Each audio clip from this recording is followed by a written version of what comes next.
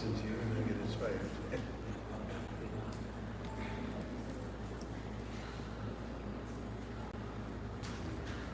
Bhagavad Gita introduces you to Krishna. Doesn't say much about Krishna's personal life. Then you go to Bhagavatam and you find out, oh, what is this mom that Krishna's talking about in the Gita? Aham, mom, to me, I. So you have Krishna Lila. But in Bhagavatam, Srimati Radharani's name is hidden. It's a confidential subject matter, and also Shukadeva Goswami didn't want to lose himself in ecstasy by repeating her name. But in Chaitanya Charitamrita, you have Radha Tattva exposed, because Lord Chaitanya is Krishna with the emotions and complexion of Srimati Radharani.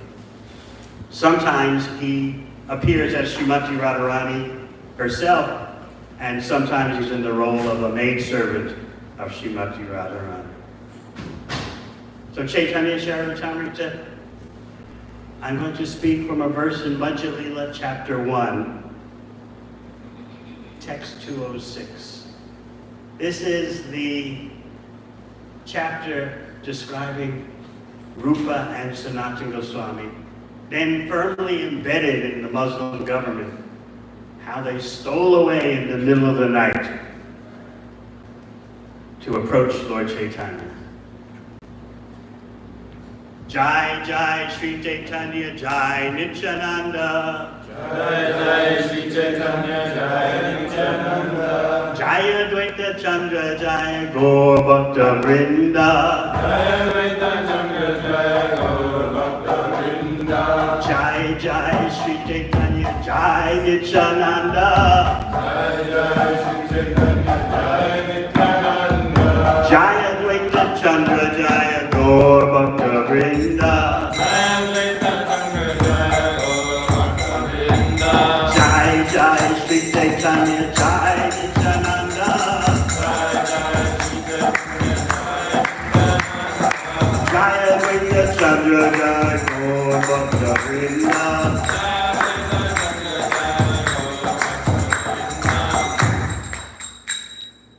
So the scene is Ramakeli Gram, a village on the bank of the Ganga, and it's the middle of the night. And Dabir Khas and Shakara Malik, the names, the Muslim names for Rupa and Sanatan, have approached Lord Chaitanya, begging for mercy. They describe how a desire for that mercy is gradually awakening in them. So we want to focus on that mercy of Sri Chaitanya Mahaprabhu, because as I was discussing with His Grace Deena Bandhu Prabhu, I was here in Atlanta, 1975, when Srila Prabhupada was making his visit, and he gave world's shortest lecture for him, 1.5 minutes. He would sing Parama Karuna instead of Jai Radha Madhava. He would begin his class with Parama Karuna Paramdvijana Nitai Gaura Chandra. The two lords are extremely merciful. Sava Avatar Sashiromani Kevalananda Kanda. The essence of all avatars. Bhaja Bhaja Bhai Chaitanya Nitai. My dear brothers, just worship Chaitanya Nitai. Sujata Vishvasakore. So he would sing Parama Karuna. And then he started speaking about the mercy of Lord Chaitanya. How he's so kind. No one knows Krishna, but Mahaprabhu is giving away love of Krishna. So Prabhupada explained, how do you love someone you don't know? But Lord Chaitanya is giving out the taste. And so as Prabhupada began to his voice began to quiver. And I was sitting in front of him and I saw the ecstatic symptoms overwhelm him. Tears just shot from his eyes like pouring from a syringe. He's so kind. Just take shelter of Lord Chaitanya and be happy. And his voice cracked. He got off the Vyasa-san and went to his room right up there and never talked about what happened.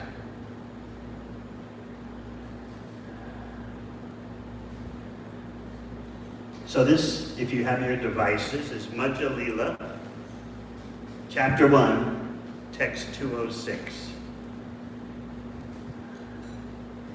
I'll speak a bit, and then, if he so desires, His Grace Deena Bandhu will speak on whatever inspires him.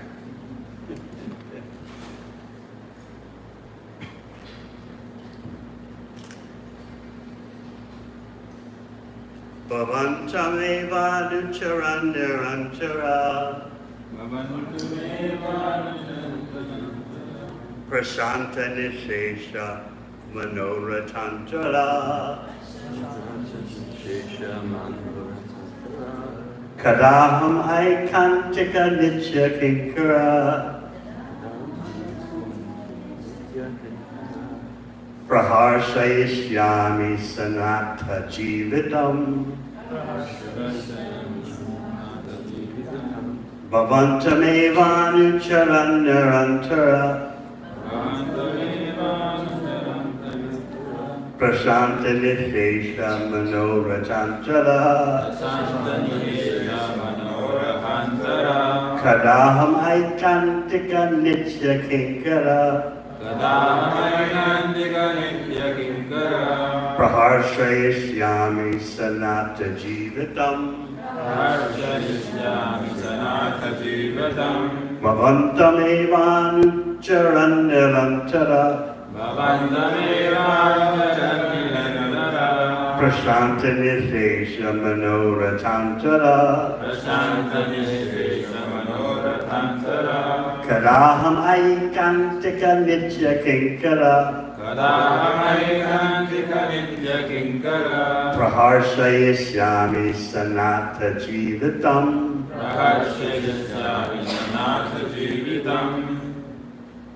Bhavantameva nucharan nirantara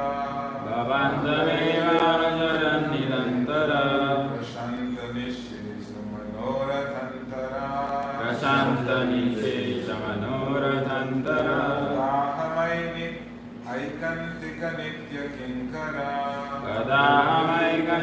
nitya kinkara Praharshayishyami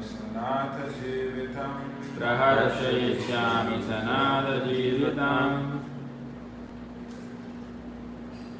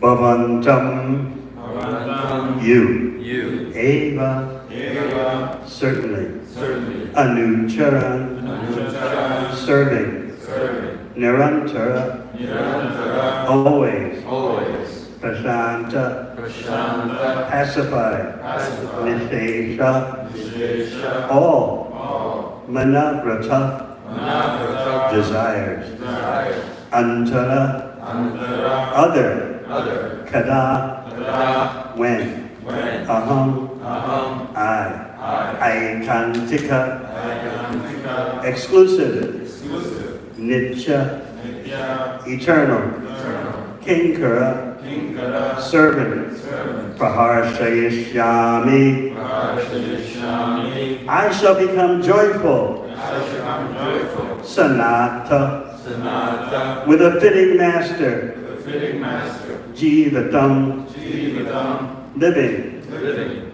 Translation. By serving you constantly, one is free from all material desires and is completely pacified. When shall I engage as your permanent eternal servant and always feel joyful to have such a fitting master?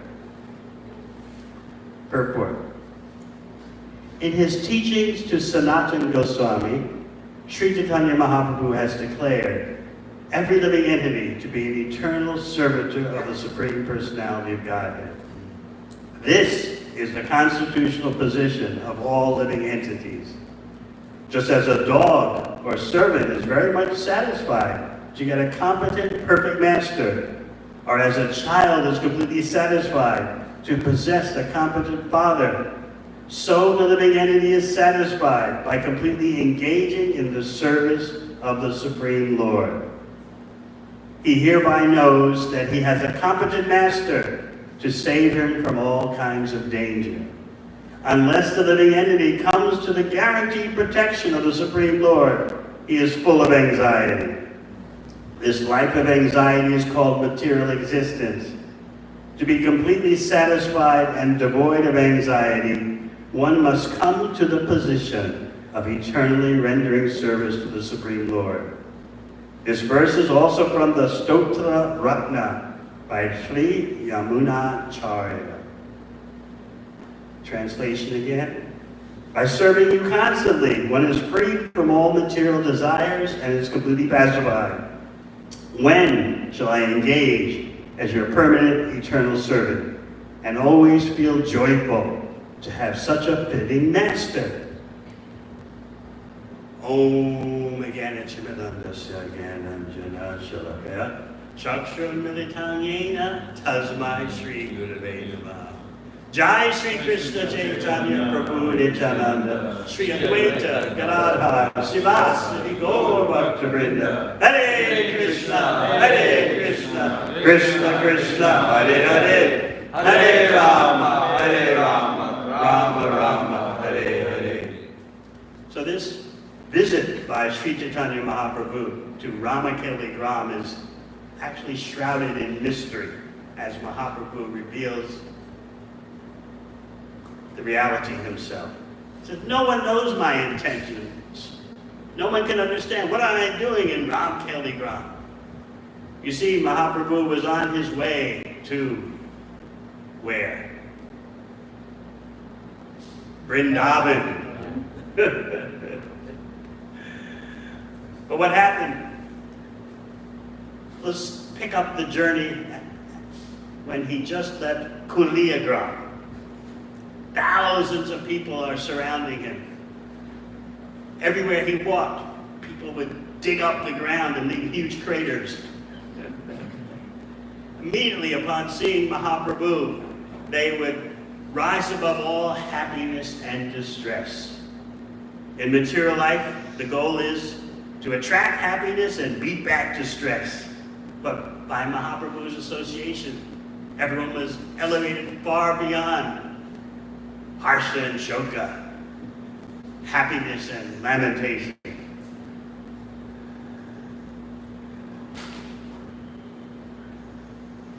The Muslim king of Bengal heard about all these thousands of people following this mendicant. So the Muslim king talked to one of his assistants. What's going on here?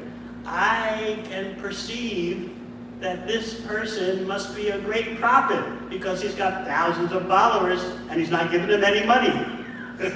He must be a prophet. The king was very shrewd, calculating in that way. So he ordered his assistant, I think he's a great prophet. Tell the local magistrates, tell them Don't bother this prophet. Let him be. But things develop further because in politics there's always intrigue. There's always insecurity. There's always fear. Who's going to take my post? Or the persons under you want to preserve you in the high position in order to preserve their own position. There was always some envy going on in politics, and so the king consulted another assistant who happened to be a Vaishnava. Evidently, so many Vaishnavas were embedded in the Muslim government because that was the scene. Just like now, so many Vaishnavas are embedded in the IT industry. That's the scene. So, the Muslim king asked Keshava Chatri, who is this mendicant? Can you give me more information? Now, Keshava Chatri was very smart. You see, Vaishnavas are not sentimental. They know how to deal with the world. So Keshava Chatri thought, I've got to de-emphasize the importance of Mahaprabhu so this king doesn't get envious. Because after all, he's a politician. He could change his mind. Today he's favorable, tomorrow who knows? So Keshava Chatri was very expert in what they call real politic for the sake of Mahaprabhu. So when the king asked him, well, tell me something about this prophet, Keshava Chatri said, oh, he's insignificant. He doesn't have a big crowd following him. I've heard just a few persons are in his group. There's no point in worrying about him. There's no point in dealing with him. It's a waste of time, basically. He's so insignificant. So in this way, Keshava Chatri, in using his diplomatic skills in devotional service, sought to put the king off the trail. Don't worry about this mendicant. It's not worth your consideration. Still, the king was curious, and he asked Dabir Kas, the Muslim name for the future Rupa Goswami. Who is this mendicant? Can you tell me something about him? And Rupa Goswami gave an answer that might puzzle you. He said, consult your own mind. Consult the mind of this meat-eater, Yavana king? But Rupa Goswami explained, the monarch, this is ideal, of course, the monarch is the representative of the Supreme Personality of Godhead. And so, therefore, because you're supposed to be a representative of the Supreme Lord, you can consult your mind. And in that way, you can understand the identity of this mendicant. In an ideal government, the head of state is guided by Paramatma in the heart. Prabhupada explains that in the purport. Sometimes it's wondered, how could Yudhisthira Maharaj be the chief executive of the whole world? It's because in the heart of the pure devotee, the Paramatma is dictating, do like this, do like that. Just like the famous example of Srila Prabhupada talking to a news reporter in New York. And the news reporter asked him, how do you make your decisions? How do you pick your leaders? And so Prabhupada responded, Krishna tells me. But one devotee with him, actually it was Ramaswami Prabhu, thought, let me help Prabhupada, let me shape an answer that the news media would better understand. So Ramaswami Prabhu intervened. Let me explain that the intelligence comes from Krishna, and then with Prabhupada's intelligence he makes a decision. Prabhupada cut him off right in front of the reporter. No, it is not like that. Krishna tells me.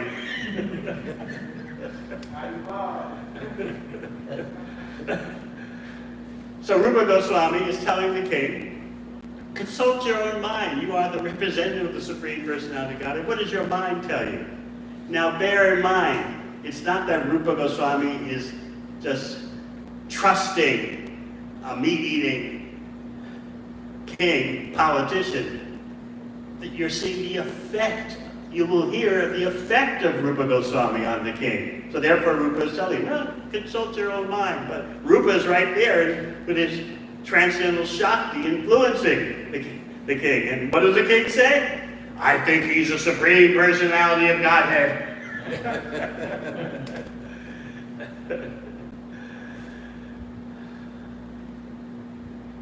So then we switch to nighttime. In the dead of the night, the future Rupa and Sanatana Goswamis approach Lord Chaitanya.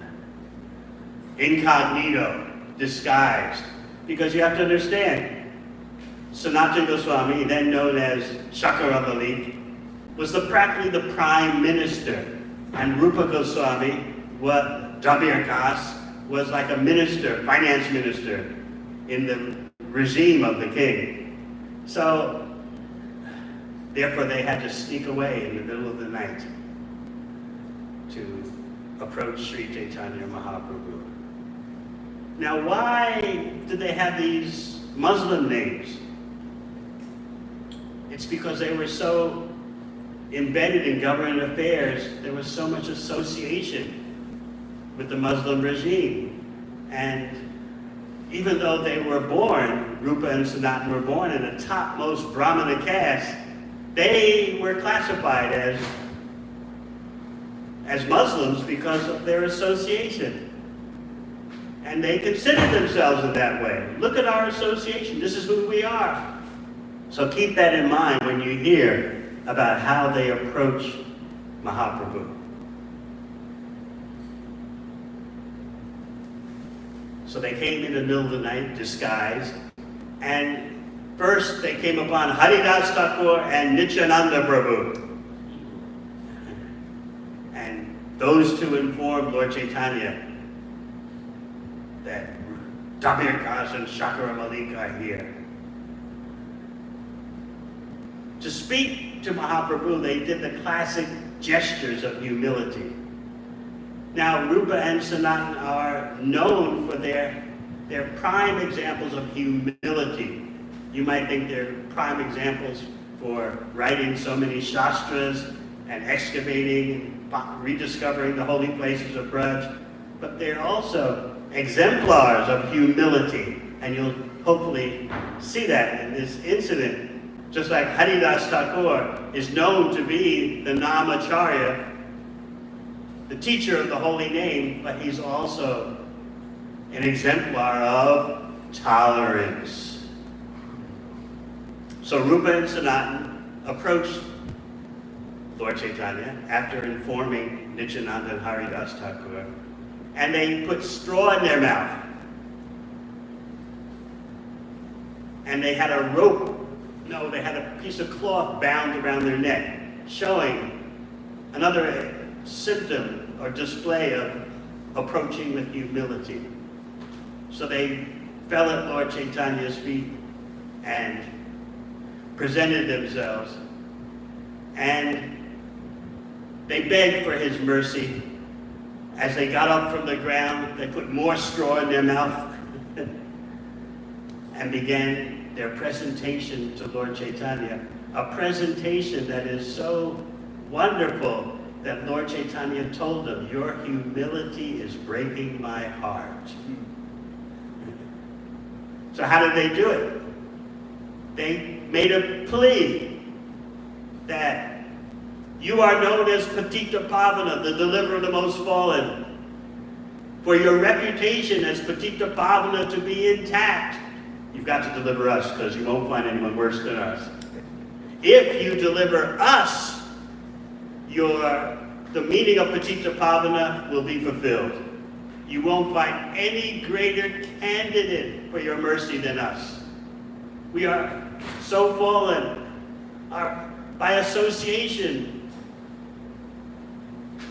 we're meat eaters by association with meat eaters. We're worse than Jagai and Madhai. Jagai and Madhai are millions of times better than us. Jagai and Madhai? How was that? As the future Rupa and Sanatana Goswami explained, Jagai and Madhai, they did heaps of sinful activities, but they were born in topmost Brahmana family in Navadvip. They lived in Navadvip Dham. Yeah, they did a few sinful activities. They actually did atrocious activities. But what? They never worked for anyone. They never became subordinate to anyone, because as soon as a Brahmana acts in the employment of someone else, he has to do many abominable activities because of his employment. So Jagai and Madhai never did that. They never were subservient in their occupation. But we have done that. We are in the employ. They have the topmost positions in the Muslim government. We're associating intimately with meat eaters and carrying out their order. Therefore, we're worse than Jagai and Madhai. And furthermore, how was Jagai and Madhai delivered? They chanted the holy name, Krishna, even in the way of blasphemy. Somehow or other they managed to chant without offense. And so immediately all their sinful reactions were cleansed away. So we are the worst. You won't find anyone worse than us in the whole universe. So in that presentation, they recite this verse. By serving you constantly, one is freed from all material desires and is completely pacified. Yes, we'd love to be free from all material desires, and in that way only will we be peaceful. This is a point we can meditate on, that the desire for material indulgence agitates the mind. So the way Maya packages the situation is that by indulging in the illusory energy, you'll be peaceful, and then you can get on with your spiritual life. Doesn't work like that. By indulging in the material energy, your mind becomes agitated, even though you think that by indulging, there'll be peace. I'll get it off. I'll get the monkey off my back, and then I'll get back to real spiritual life. Doesn't work like that. As Prahlad Maharaj explains in the 7th canto of Bhagavatam, the distress of material life begins not in your acting, but in the plan-making stage. The idea, yes, let me do this and I shall enjoy.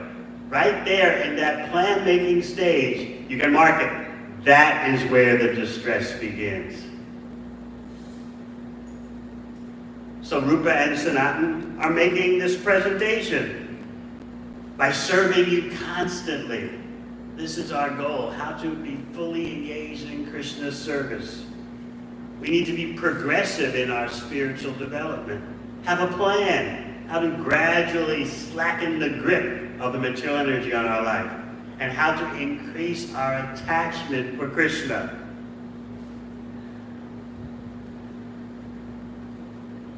The sign of a great devotee is that he or she cannot live for a moment without glorifying Krishna. By constant engagement in Krishna's service, our consciousness becomes purified so that glorifying Krishna emerges as a natural talent. Sometimes athletes, great sports stars, for example, talk about natural talent. I don't have so much natural talent, but I've got a desire to win. We may think we don't have natural talent. Out of humility, Rupa and Sanatana are presenting themselves to the Lord in that way. We don't have natural talent. Look at our association. But a desire to attain your mercy is awakening in us. So this is how we want to arrange our life, so that the desire for the mercy of Gauranga Nitai is awakening gradually. That's making progress. So bhakti is meant to be progressive. And Rupa Goswami is destined to be the Rasa Acharya, the Acharya of the loving flavors of relating to Krishna. And Sanatana Goswami is destined to be the Bhakti Siddhanta Acharya, or the Sambandhagyan Acharya, the Acharya of foundational tattva, truths about Krishna. And then, of course, there's Raghunath Das Goswami. He's destined to be the Prayojana Acharya, the Acharya of the ultimate experience in loving Krishna. But still, notice the humility. We can't let that disappear from our mind. The humility of the future Rupa and Sanatana, begging Lord Chaitanya for his mercy. You won't find anyone worse than us in the whole universe. We're becoming depressed, thinking that we may not make it, we may not get it. So in that context, they're reciting this verse. By serving you constantly, one is freed from all material desires and is completely pacified. This is the real peace program, the real peace formula. What is the dominant idea that's affecting the world today? World peace through sense gratification. If everyone develops economically and gratifies their senses, there'll be world peace. When shall I engage as your permanent eternal servant and always feel joyful to have such a fitting master?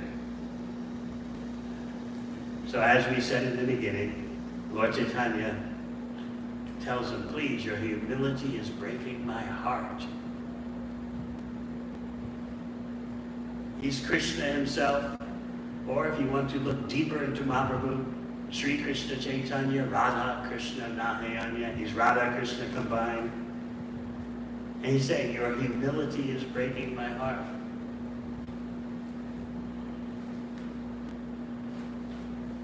From now on, you are Rupa and you are Sanatan. And then Lord Chaitanya turns to all the Vaishnavas gathered there and says, bestow your mercy upon these two brothers. Mahaprabhu explains, people are wondering, what am I doing in Ramkeli Gram? No one knows my intentions.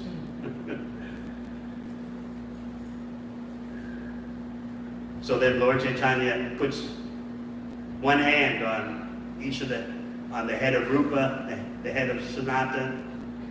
They fall at his feet, put his feet on their head, and then they get up and Lord Chaitanya embraces them, and all the devotees are shouting, Haribo, Haribo!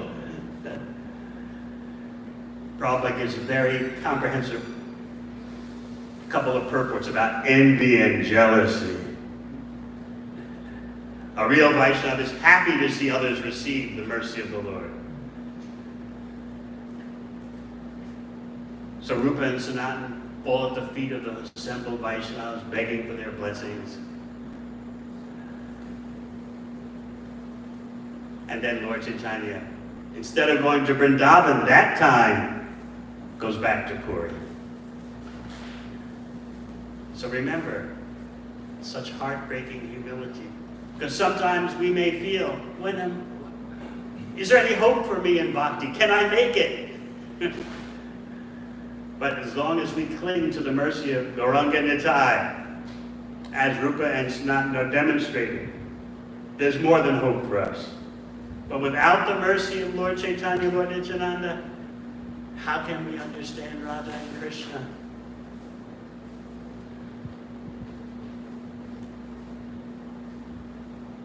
So I leave you with these thoughts and turn it over to His Grace Deena Bandhu Prabhu to speak about whatever he desires. Please give him the microphone.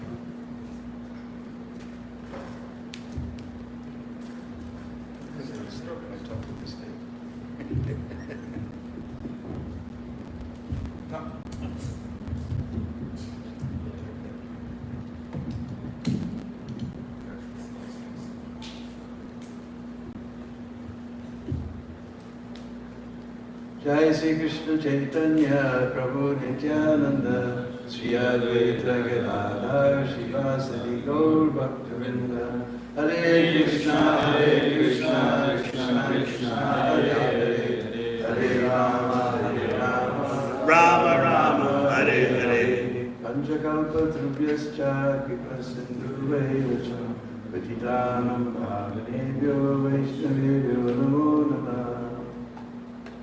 Have you ever been to Ramakeli? No, I want to go. Will you Oh. take me there? I went there with Jagvataka Safari. They call it safari, but it's a safari. We went on buses for hours and hours over roads that were discussed. Anyway, it was a safari. When was that? Oh, many years ago. Most beautiful place, completely green, and we went to that place. The tamal tree is there where Rupa and Sanatan fell on the ground and offered their obeisances from a distance. And we learned many, many things. Actually, what happened, because those who've been to Bengal, you know it's a very flat place. Just like we were flying here, we see everywhere from what you call it, New Orleans to here is practically flat and flat. So Bengal is like that. So to see if any army is coming, you need to be in a high place. So the Nawab, he ordered one of his ministers to build a big tower. So that minister, he went to, I forget what his name, Amar, I think, Sanata Goswami. And because he knew he was very intelligent. So Sanata Goswami built this, he designed it, he got it built, this big tower. And unfortunately, we wanted to go up, but unfortunately, people use it for all nonsense nowadays, so the government's locked it up. And anyway, you used to be able to go up and you could see all around. So when the Nawab came, and the minister showed him this tower, even after 500 years, it's still standing. You know? So he said, "Who built this?" He said, "I did." He said, "You're not intelligent enough." The kings are very intelligent people, so they understand. So you don't have the brains to do this. So then he told him it was this fellow Amar, I think that what his name was before he was Sakar Malik. So he said, "I want this guy as my prime minister. He's a very intelligent guy." So he made him an offer that he couldn't refuse. Either you join my government or we'll do some surgery above the shoulders. So we saw there's a huge building there. It was actually I forget what it was before, but they used it. They didn't put Sanata Goswami in ordinary jail. They put him in a very palatial building. It's still there. Anyway, we saw all these things. So, and like he said, nobody can understand what Mahaprabhu was doing in Ramkeli because he was on his way to Vrindavan, right? Vrindavan is west. But he went north. So most acharyas and scholars believe that actually his intent was to save Rupa and Sanatan. Otherwise, Vrindavan is west. He should have gone west, but he went north. But anyway, there in Ramakeli, they created a Vrindavan. They were great Vaishnavas, the great devotees of Radha and Krishna. Even they established Sri Sri Radha Madan Mohan deities there. This is very interesting. They had a Radha Kund, they had a Shama Kund. They had made a complete Vrindavan there in Ramakeli. It's interesting, their deity was Madan Mohan. Because later, we know that after finally they got free and they went to Vrindavan, and then Mahaprabhu, he would send messages. I don't know how. Now we have WhatsApp and Instagram and Messenger and so many things. In those days, somebody said they're going this way. So, oh, can you take this message, you know? And he would pass it to somebody else. Somehow or other, after months, it would arrive. Not like today, you know, Instagram, you just point at bing and zing, pow, and it's right there. So he had them come to Puri. After they were in Puri, he sent Sanata Goswami back to Vrindavan. He said, I will come a second time. So I want you to find a nice place for me to stay. And I went, second request was, you find out that Madan Mohan Didi. Because Advaitacharya, as a young man, he had done Tirthayatra, and he came to Vrindavan, and underneath the banyan tree, he found this deity of Madan Mohan. At that time, Vrindavan was just jungle, there was no one there, so he took him to some chobe in Mathura. Now in Mathura there's many Brahmins, they're called Chaturvedi, but in Brijvasa we say chobe. So his name was Purushottam Chobe. So he gave that deity to him to take care of. So Mahaprabhu told Sanatana Goswami, you find out this deity of Madan Mohan. So of course we know Mahaprabhu never made a second trip, but he had told him, you find a nice place and I will come. So Sanatana Goswami found this nice place called Dwadasa Tila. Tila means hill. Because if you've seen Madan Mohan temple, it's the icon of Vrindavan. Everybody has a t-shirt. It's the big heart, Vrindavan, and there's Madan Mohan silhouette. The temple Madan Mohan silhouette. So it's on top of a hill. That's called Dwadasa Tila. What happened is from up there you see just down the road is Kaliyaga. We know that Krishna was wrapped in the coils of Kaliya for 2 hours. So he was quite cold and he was all wet. So the Brijvasis, after he chastised Kaliya, they took him on top of this hill and Dwadash, can you figure it out? Dwadash, 2 and 10. 12 Aditya is another name for the sun. 12 suns appeared in the sky to dry him off and warm him up. So that place became known as Dwadasa Aditya Tila. It's all, and when you're up there, you can see very beautifully. Of course, Jamuna's, because we're putting all our black water on her, Jamuna's flowing away. Actually, that Prikrama marg that we go on in Vrindavan, that's where the bank of the Jamuna used to be. But we're putting all our sewage on her, so she's moving away. She only touches at Keshiga. So, but there you got beautiful view, and Jamuna used to flow right below. And you got this nice place if Mahaprabhu comes. So sometimes he would go for a Madhukari in Mathura, trying to find out where is this Purushottam Chobe. And one day he was on, Madhukari means if you watch the bee, Madhu means bee, also means honey, but also means bee, Madhu. So he goes from one flower, takes a little nectar, goes to another flower, takes a little nectar, goes to another flower. So all the sadhus in Vrindavan, they go to one Brijvasi's house, take a roti, go to another Brijvasi's house, take another roti. They don't want to be a burden to any household. They just take a little bit here, a little bit there. They get some kheer here, and some dal there, and some saag here. This is called Madhukari. You just go Hari Bol Madhukari. Hari Bol Roti Do. So suddenly he saw this blackish cowherd boy running down the street. He ran into some doorway. So Sanatana Goswami ran and he came in the doorway and he saw that Madan Mohan was there, that this Purushottam Chobe had 3 sons, and they were playing with Madan Mohan just like he's one of their brothers. And Sanatana Goswami became very upset. He said, what are you doing? Huh? This is a Supreme Personality of Godhead. You cannot, play with him like he's your brother. And then he saw Purushottam Chobe, his wife. It was a cold winter morning. So she just put some cloth without even taking her bath. It's cold, take a bath in the cold. So she just put some cloth and she was cooking.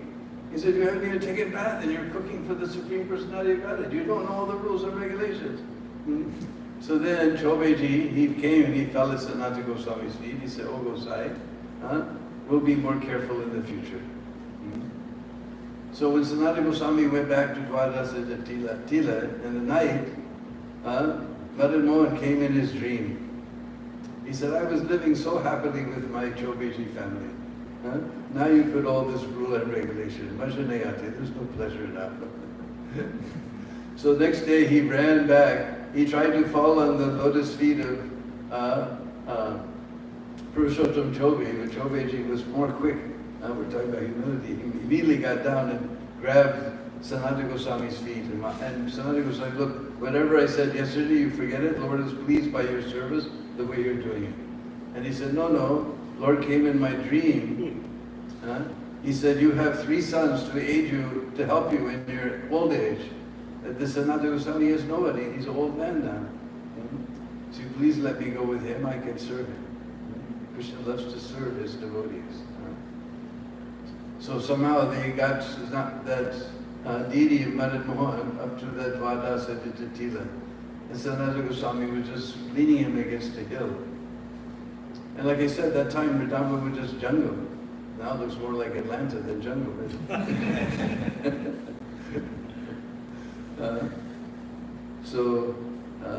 He just got some wheat flour, he got some water from the Jamuna and made some dough. Then he gets some cow dung and he dry it out. And he take the dry cow dung, he light it on fire, and he make little balls, chapati balls. In Vishvasa we say bati.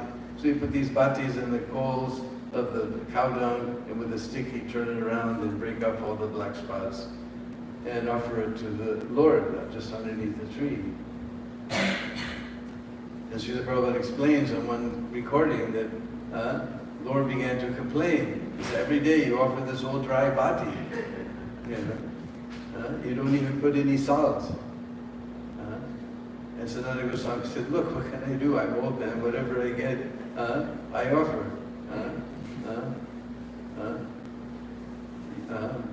So you please accept.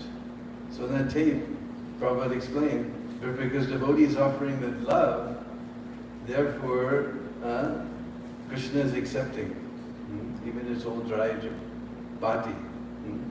Because devotee is offering with love. That's the most important ingredient. We know patram bhusam padam toyamyo me bhaktya prayasati. Who offers with devotion, with love, Krishna accepts. So the same way with us, we're thinking, I'm a big devotee, I'm a great collector, I'm a good life membership preacher, I'm a great temple president, I'm a great this or great that. Our service is just old dry bati with no salt. But you see all of Prabhupada's letters. At the end, what does it say? I'm always praying to Krishna for you young boys and girls to advance in Krishna consciousness. Prabhupada's taking our old dry bati with no salt service and offering to Krishna, so Krishna has to accept. This is our position. It's only by Prabhupada's mercy. Because I remember in 1974, one of the first Mayapur festivals, couple of life members were there. And I guess this is the British way of asking. They would say, and what is your qualification?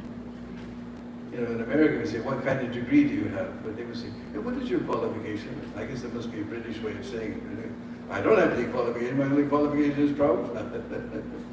So that's our only qualification, is Prabhupada is offering her gold dry chapati ball service.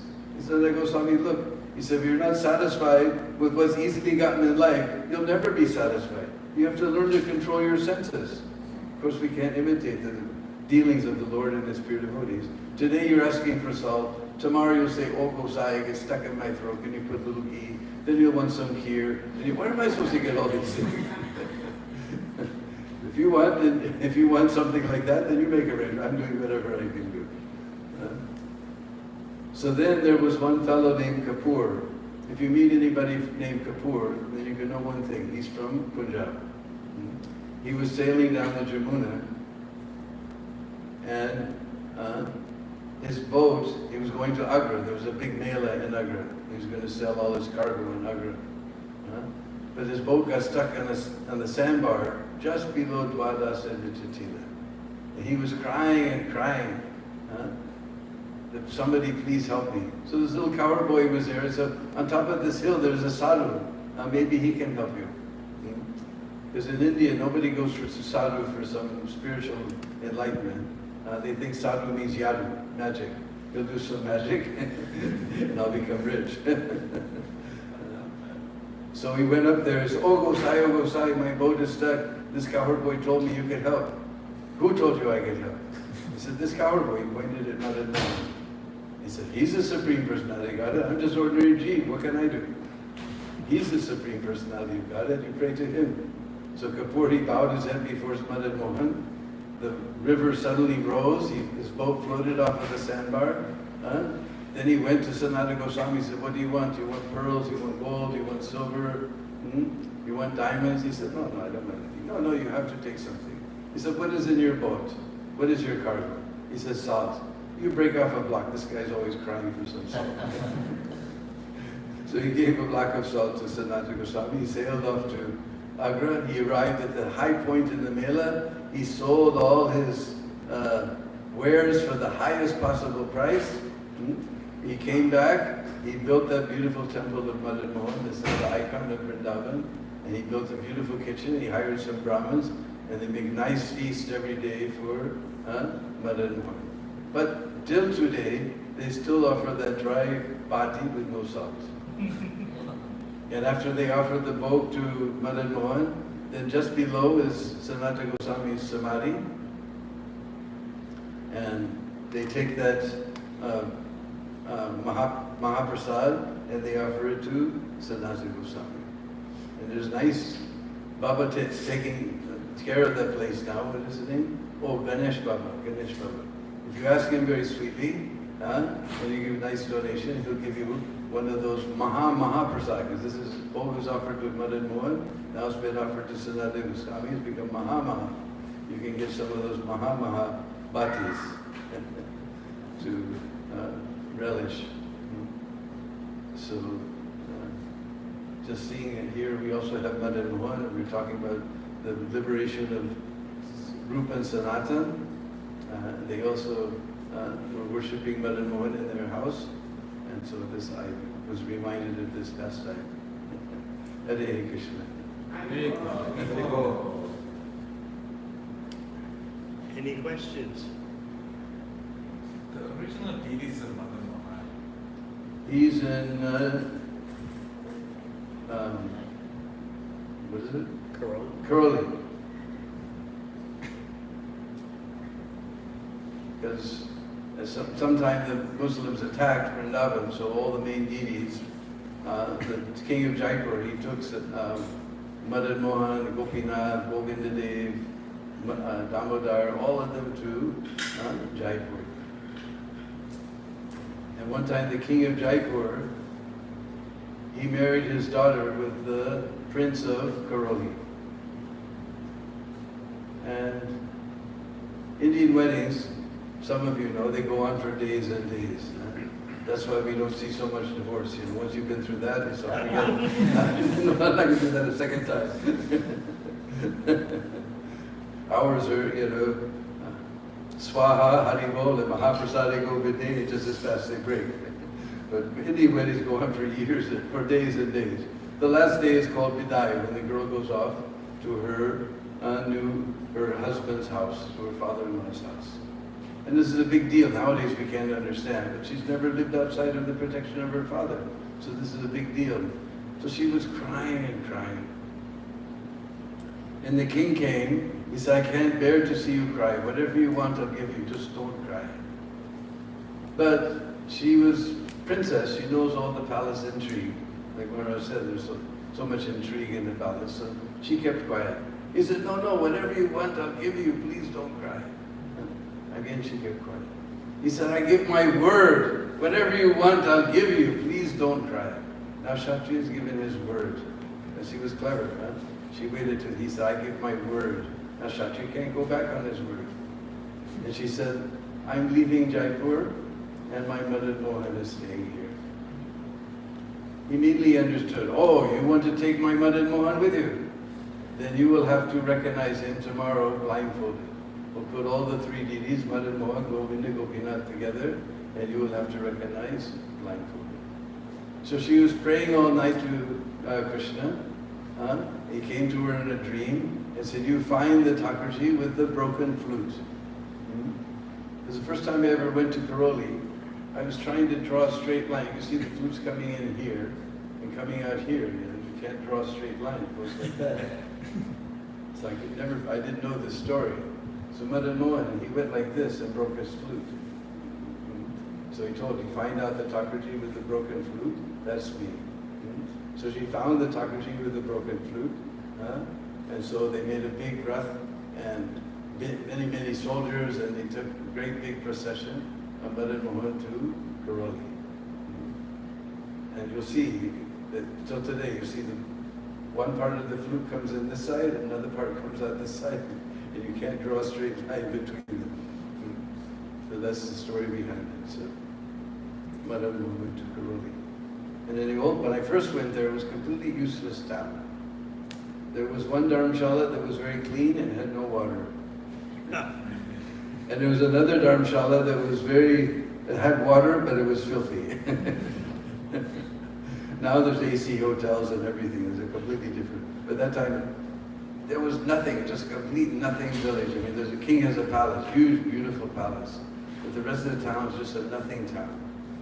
And all of a sudden, you go up and up and up and up, and on top of the hill, there's this enormous temple, even bigger than, next door to Madan Mohan Temple. There's new Madan Mohan Temple in Vrindavan. And that's quite large, but this is even grander than that. And they have beautiful paintings with gold leaf in the ceiling, and Madan Mohan is there, and all the villagers come and they dance and sing. It's very glorious temple. It's the only nice thing besides the king's palace in the whole village. Now, of course, it's completely different. There's so many AC hotels and everything, restaurants and so many things. But it was only place was that Madan Mohan Temple. Was a very opulent place. So he's gone to Karoli.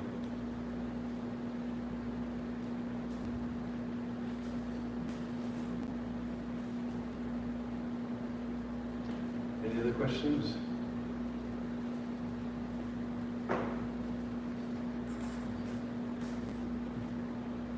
Yes. I had a question for. Speak louder. Oh, I had a question for Nick.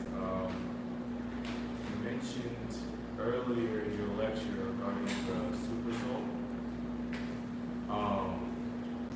Can you give some more explanation on listening to the super soul? I've heard in Prabhupada's course of Bhagavatam that, for less advanced devotees like myself, listen to the super soul through the spiritual master, or you can listen directly to the super soul. But I don't really understand exactly how you do that. I've been told, also you can correct me if I'm wrong, that intuition is not super soul anything.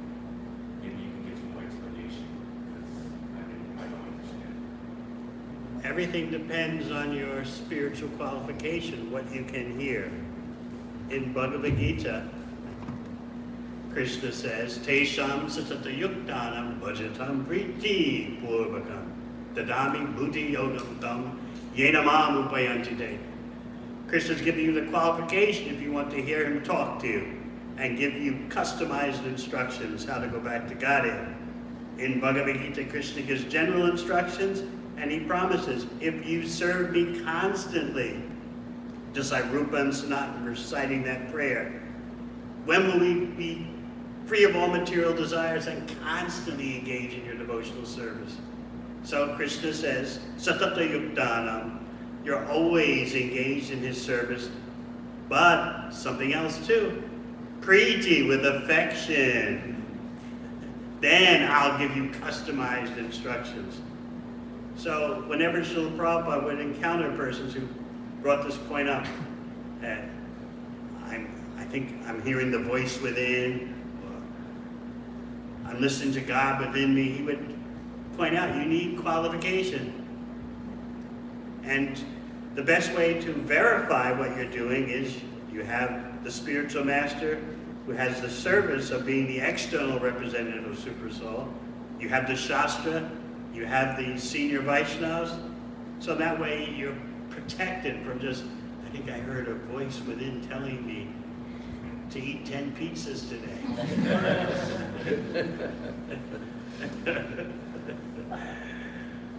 So yes, the Super Soul speaks. Now in the case of that Muslim king, Rupa Goswami told him, consult your mind. But this is the influence on him of Rupa Goswami. It's not that the king suddenly goes from a meat eater to having clear perception and darshan of the Supreme Personality of Godhead in his heart. But in the advanced stage of bhakti, as Prabhupada would often explain, and as the Shastra explains, Krishna talks to you. Just like we heard the example of the deities in the tree talking to Sanatan. Can you put at least some salt on the chapati? So yes, we are aiming for that stage when Krishna gives us personal instruction. Therefore, I gave you that example of Prabhupada telling the reporter, Krishna tells me what to do. And the devotee there with Prabhupada thought, wait a minute, let me explain it better. Everyone has intelligence. Intelligence is coming from Krishna. And so in that way, Prabhupada makes his decision. And what did Prabhupada say in response to that? No, it is not like that. Right from the reporter. No mundane conceptions of how to behave in front of the media. So in this way, we can aspire for customized instructions, how to serve Krishna better. Otherwise, how could Yudhisthira rule the whole world? These days, a government leader can't even rule one neighborhood. What to speak of the whole city, what to speak of the whole nation, what to speak of the whole world. But because such a devotee as Yudhisthira is guided by the Lord, he knows how to please everyone in all circumstances. That's a real government leader. How to please all living entities in all circumstances, all regions, all types, all stripes, all flavors. That requires divine intelligence. But because leaders today don't have that kind of intelligence, they think, oh, impossible. So we have to make mundane politics, backstabbing, assassinations, brainwashing, alternative truths in order to get our way, because they don't have the power coming from the Lord in the heart. So yes, you aspire for constant engagement in Krishna's service with not just because you must, but priti, with love. And Krishna says, you get to the right level, he'll talk to you. But meanwhile, you have Bhagavad Gita, Srimad Bhagavatam, Chaitanya Charitamrita, Brihad Bhagavatamrita, and just now at the BBT we're working on, it'll come out this year, 5 volumes of Bhakti Rasamrita Sindhu. 700 pages each volume, with commentary by, of course, Jiva Goswami, Vishwanath Chakravarti Thakur, and then also commentary by Bhakti Siddhanta Saraswati Thakur, because he, in his Chaitanya Charitamrita, would comment on verses from the Bhakti Rasamrita Sindhu that are contained in Chaitanya Charitamrita. So we're putting those into the Bhakti Rasamrita Sindhu commentary section. And then Srila Prabhupada commented on the first 25 verses of Bhakti Rasamrita Sindhu, and then for some reason he stopped. I remember I used to take care of Prabhupada's letters in Los Angeles in the 70s, and I saw these typed manuscript pages of Bhakti Rasamrita Sindhu. So we found those. Some of them were serialized in his old Back to Godhead magazine before he came to the U.S. And so we're putting those commentaries, those verse translations and commentaries into the BBT Bhakti Rasamrita Sindhu. We've been working on it for 10 years because the terminology has to be precise, the nomenclature, the various ecstasies, sub-ecstasies. I was explaining to Vaisheshika Prabhu's marketing team yesterday that Nectar Devotion is a brilliant achievement. It came out in 1970, and the editors at that time, they didn't know what Prabhupada was talking about. It was 1970. They'd just been devotees for a couple of years. And so sometimes the terminology gets confusing. So we spent 10 years how to sort all that out and make a clear presentation in Bhakti Rasamrita Sindhu. In this way, we express our gratitude to Srila Prabhupada.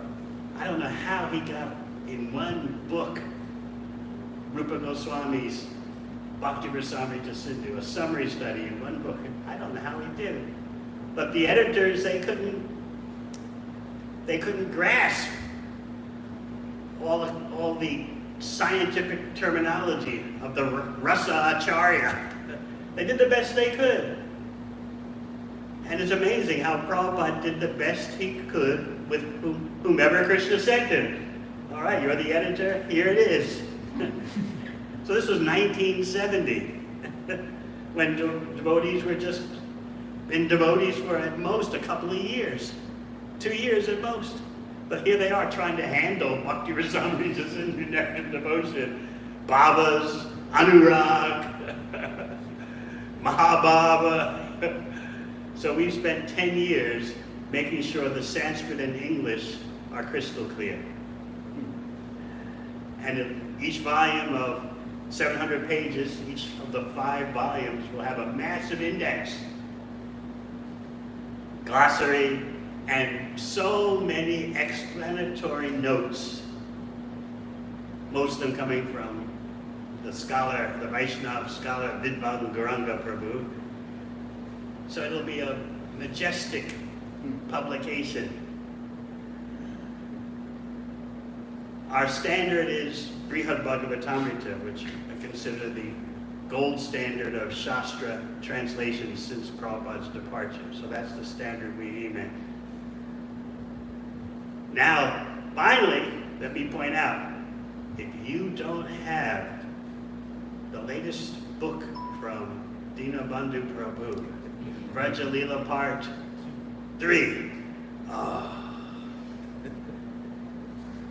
even an English nitpicker like me, because that was my service for Prabhupada's books, I was the last editor to Jayadvaita, then Brahmachari.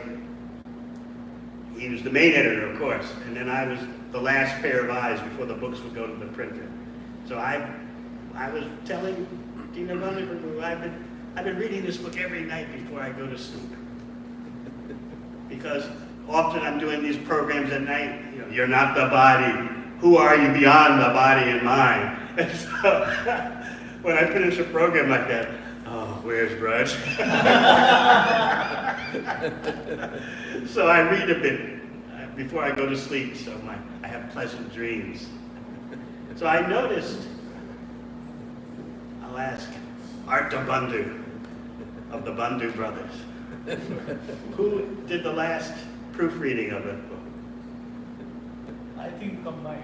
Both together. Did a great job. I found mistakes, but very few. And it flows so smoothly in such a nectarian way. So I have one copy in Auckland, New Zealand, one copy you gave me in Melbourne, Australia. Then I have the ebook on my iPad. I have copies here also. In London. Hardcover? Hardcover. Ooh.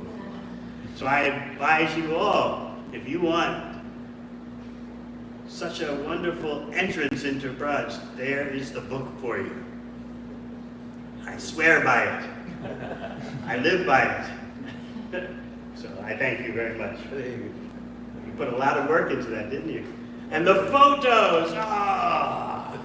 I meditate on the photos. I wish the book was bigger, coffee table size, so I could see the photos even bigger, but I understand the practicalities.